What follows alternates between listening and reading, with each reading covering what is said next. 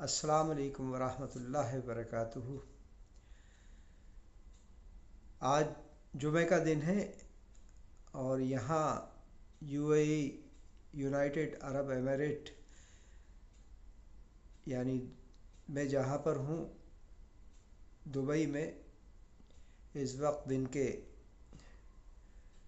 10:10 ہو رہے ہیں اور آج سفر المسفر جو مہینہ ہوتا ہے اسلامی سال کا دوسرا مہینہ ہے اور اس کی 18ویں تاریخ ہے مطابق 23 اگست 2024۔ آج ہم سورہ عبس کی تلاوت کر رہے ہیں۔ یہ بڑی سورت ہے اس لیے 2 حصوں میں اس کا مطلب بیان کریں گے۔ اعوذ باللہ من الشیطان الرجیم، بسم اللہ الرحمن الرحیم۔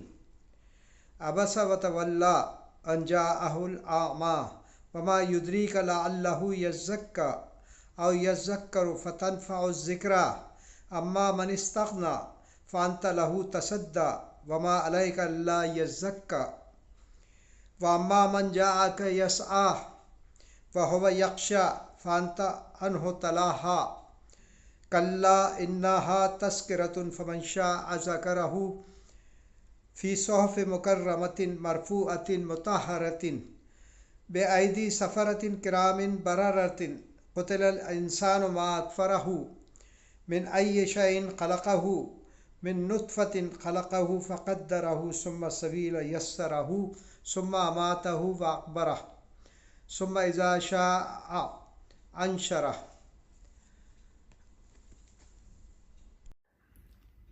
اعوذ باللہ من الشیطان الرجیم، بسم اللہ الرحمن الرحیم۔ جو عبسہ سورہ عبس کی ہم جو تلاوت کر رہے تھے اور اس کی 22ویں آیت تک ہم نے پڑھا تھا، آگے یہ ہے اعوذ باللہ من الشیطان الرجیم، بسم اللہ الرحمن الرحیم۔ کلا یقض ما امرہ فلینظر الانسان الی طعامہ انا صببنا الماء صبا ثم شققنا الارض شقا فانبتنا فیہا حبا وعنبا وقضبا وزیتونا ونخلا وحدائق غلبا وفاکہۃ وابا متاعا لکم ولانعامکم فاذا جاءت الصاخۃ یوم یفر المرء من اخیہ وامہ وابیہ وصاحبتہ وبنیہ لکل امر منہم یومئذ شأن یغنیہ وجوہ یومئذ مسفرۃ ضاحکۃ مستبشرۃ ووجوہ یومئذ علیہا غبرۃ ترہقہا قترۃ اولئک ھم الکفرۃ الفجرۃ۔ سورہ عبس کا ترجمہ جو ہم نے 22 آیتیں تلاوت کی ہیں۔ ترش روح ہوا اور بے رخی برتی۔ ترش روح ہونا یعنی کسی چیز کو ناگوار گزرنا، اور بے رخی تو آپ جانتے ہی ہیں کہ کسی چیز سے بے رخی برتنا۔ تو کہا جا رہا ہے، اللہ تعالیٰ فرما رہا ہے کہ ترش روح ہوا اور بے رخی برتی اس بات پر کہ وہ اندھا اس کے پاس آ گیا۔ تمہیں کیا خبر، شاید وہ سدھر جائے یا نصیحت پر دھیان دے، اور نصیحت کرنا اس کے لیے نافع ہو، نافع یعنی فائدہ مند ہو۔ جو شخص بے پرواہی برتتا ہے اس کی طرف تو تم توجہ کرتے ہو، حالانکہ اگر وہ نہ سدھرے تو تم پر اس کی کیا ذمہ داری ہے۔ اور جو خود تمہارے پاس دوڑا آتا ہے اور وہ ڈر رہا ہوتا ہے، اس سے تم بے رخی برتتے ہو۔ ہرگز نہیں، یہ تو ایک نصیحت ہے، جس کا جی چاہے اسے قبول کرے۔ یہ ایسے صحیفوں میں درج ہے، یعنی پیجز میں، کتابوں میں، جو مکرم ہیں، سیکریڈ ہیں، بلند مرتبہ ہیں، پاکیزہ ہیں، معزز اور نیک کاتبوں کے ہاتھوں میں رہتے ہیں۔ کاتب لکھنے والے کو کہتے ہیں، یعنی جو ریکارڈ کر رہے ہوتے ہیں فرشتے، وہ معزز اور نیک ہیں۔ اور انہی کے ہاتھوں میں رہتے ہیں، جس میں ہماری پوری کچا چٹا اور پوری کتاب ہمارے کیا کر رہا ہے ہم دنیا میں سب درج ہوتا ہے۔ لعنت ہو انسان پر، کیسا حق کا منکر ہے، کس چیز سے اللہ نے اسے پیدا کیا ہے؟ نقطے کی ایک بوند سے اللہ نے اسے پیدا کیا، نطفے کی ایک بوند سے اللہ نے اسے پیدا کیا، پھر اس کی تقدیر مقرر کی، پھر اس کے لیے زندگی کی راہ آسان کی، پھر اسے موت دی اور قبر میں پہنچایا، پھر جب چاہے اسے دوبارہ اٹھا کھڑا کرے گا۔ یہ جو سورہ عبس ہے اس کے پس منظر میں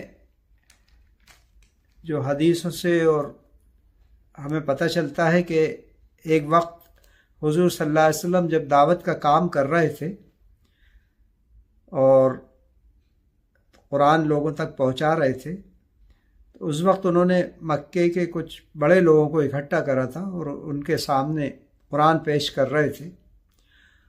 اس وقت حضرت ابن مکتوم جو کہ آنکھوں سے نابینا تھے، وہ تشریف لائے اور کہا کہ مجھے بھی دین کے بارے میں بتاؤ۔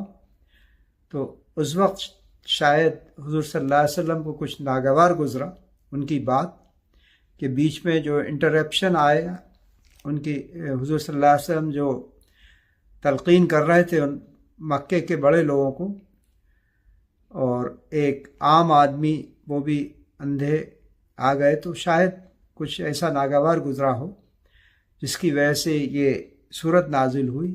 اور ایک طریقے سے یہ کہا گیا اس کے اندر کہ ہمارے لیے یعنی اللہ کے لیے یہ چیز کوئی معنی نہیں رکھتی کہ وہ سردار ہیں بڑے بڑے، اور ان کے آنے سے اسلام کو فائدہ ہوگا۔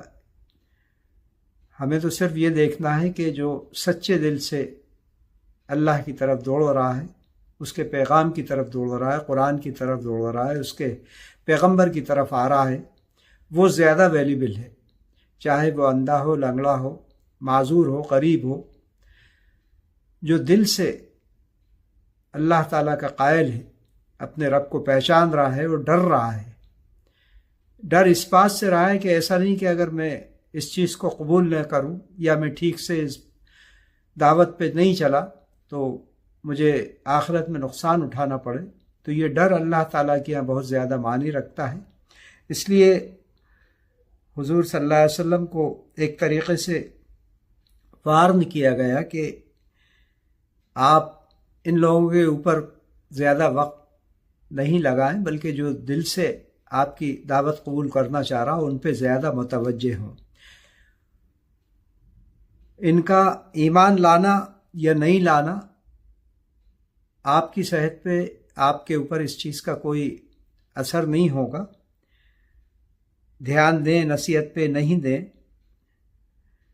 اور حضرت ابن مکتوم کے بارے میں بتایا گیا کہ کیا پتہ کہ وہ شاید سدھر جائیں، یعنی سدھر جانے کا مطلب یہ ہے کہ اسلام لے آنا، صحیح راہ پکڑ لینا جو اللہ تعالیٰ نے بتائی ہے۔ تو اسی بات کو پھر کہتے ہوئے بعد میں بتایا گیا کہ یہ تو ایک نصیحت ہے، جس کا جی چاہے اسے قبول کرے، اور یہ جو کہ نصیحت ہے یعنی قرآن ان صحیفوں میں درج ہے جو مکرم ہے، بلند مرتبہ ہیں، پاکیزہ ہیں، معزز اور نیک کاتبوں کے ہاتھ میں رہتے ہیں۔ ان کو کوئی بھی آدمی جانتے بوجھتے اگر ناپاک ہے تو چھو نہیں سکتا، اس کے لیے وضو کرنا ضروری ہے قرآن کو ہاتھ لگانے کے لیے۔